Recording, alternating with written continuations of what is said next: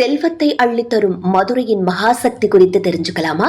உலகமே வியந்து பார்க்கும் அதிசய ஸ்தலம் நம் மதுரையின் மகாசக்தி மீனாட்சி அம்மன் கோவில்தான். இங்கே அன்னை மீனாட்சி வெறும் தெய்வமாக மட்டுமல்ல, மதுரையை ஆளும் மகாராணியாக செங்கோல் ஏந்தி ஆட்சி புரிகிறாள். ஒரு அற்புதமான ரகசியம் என்னவென்றால், மற்ற கோவில்களில் சிவனுக்குத்தான் முதல் மரியாதை, ஆனால் மதுரையில் அன்னை மீனாட்சிக்குத்தான் முதல் மரியாதை, முதல் பூஜை அனைத்தும் நடக்கும்.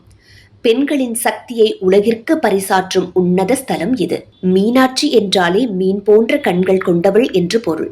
மீன் தன் முட்டைகளை தன் பார்வையாலேயே பொறிக்கச் செய்வது போல அன்னை மீனாட்சி தன் பக்தர்களை ஒரு முறை பார்த்தாலே அவர்களின் தீராத வினைகள் அனைத்தும் சுக்குநூறாக உடையும். உங்களுக்கு தெரியுமா? இங்கே அம்மன் கையில் வைத்திருக்கும் பச்சை கிளி நம்முடைய கோரிக்கைகளை அன்னைக்கு தூது சென்று சொல்லி அதை நிறைவேற்றி தரும் மகாசக்தி கொண்டது. நீண்ட நாட்களாக தள்ளி போகும் திருமண சுபகாரியங்கள் கைகூடவும், குடும்பத்தில் ஒற்றுமை பெருகவும், சகல ஐஸ்வர்யங்களும் பெருகவும் மீனாட்சிக்கு மிஞ்சிய தெய்வம் இல்லை.